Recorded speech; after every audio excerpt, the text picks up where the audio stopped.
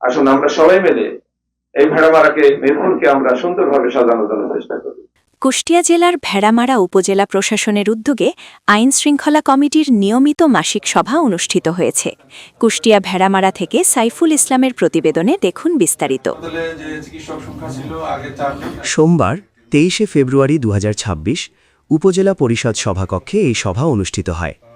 ভেড়ামারার উপজেলা নির্বাহী কর্মকর্তা মোহাম্মদ রফিকুল ইসলামের সভাপতিত্বে সভায় প্রধান অতিথি হিসেবে উপস্থিত ছিলেন কুষ্টিয়া 2 আসনের নবনির্বাচিত সংসদ সদস্য মোহাম্মদ আব্দুল গফুর।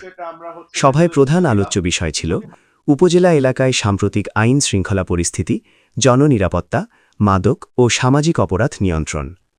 এ সময় প্রধান অতিথি বলেন, জনগণের মৌলিক অধিকার ও নিরাপত্তা নিশ্চিত করতে দল, মত ও নির্বিশেষে সকল প্রশাসনিক বিভাগকে সম্মিলিতভাবে কাজ করতে হবে।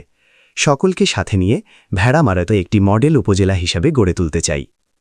এ সময় সভায় উপস্থিত ছিলেন সহকারী কমিশনার ভূমি ডাক্তার মোহাম্মদ গাজী আশিক বাহার, ভেড়ামারা থানার officer in charge OC Zayedur Rahman, Bheramara উপজেলা বিএনপির সদস্য সচিব মোহাম্মদ শাহজাহান আলী, বাংলাদেশ জামায়াতে ইসলামী কুষ্টিয়া জেলা শাখার শিক্ষা বিষয়ক সম্পাদক ডক্টর নুরুল আমিন জসিম, ভেড়ামারা উপজেলা আমির জালাল উদ্দিন, সাধারণ সম্পাদক শফিকুল আলম, সহ সম্পাদক তারিক আহমেদ, তারেক রহমান প্রমুখ।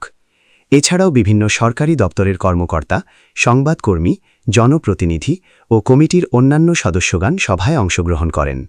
আমরা যদি সত্যিকার অর্থ থেকে দেশকে ভালোবাসি, দেশের কল্যাণে আমরা কাজ করি, তাহলে আমাদের যেখানেই থাকি না কেন, যে রাজনৈতিক দল, সরকার, বিরোধী দল যারা আছে, আমাদের দেশটা সবার। সরকারি দলের শুধু দেশ তা নয়, বিরোধী দলেরও দেশ। এজন্য আমরা সবসময় মানুষের সেবক হয়ে কাজ করতে যদি অভ্যস্ত হই, আমরা চিন্তা করি, তাহলে আর কোনো সমস্যা থাকার কথা নয়। স্বাস্থ্য, শিক্ষা, খাদ্য, বস্ত্র, বাসস্থান, এই সবগুলি প্রত্যেকটি নাগরিকের মৌলিক অধিকার। আমরা বিগত দিনে আমরা কোন সময় এর মৌলিক অধিকার পূরণ হয়েছে কোন সরকার আমাদের তা আমরা দেখতে পাই না। এজন্য সরকার বা রাষ্ট্রের দায়িত্ব হচ্ছে মানুষের মৌলিক অধিকার গুলো পূরণ করা। এই 5টা, আরেকটি আছে তার সাথে নিরাপত্তা। 6টা মৌলিক অধিকার পূরণ করার জন্য মৌলিক অধিকার নিশ্চিত করার জন্য আমাদের সবাইকে একসাথে কাজ করতে হবে।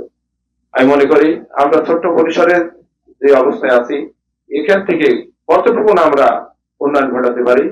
আমি সরকারি দলের প্রতিনিধি আছে, আমরা বিরোধী দল, প্রশাসনের কর্মকর্তা যারা বিভিন্ন আছে, রাজনৈতিক দলের নেতৃবৃন্দ আছেন। আসুন আমরা সবাই মিলে এই ভেড়ামারাকে, মিরপুরকে আমরা সুন্দরভাবে সাজানোর জন্য চেষ্টা করি।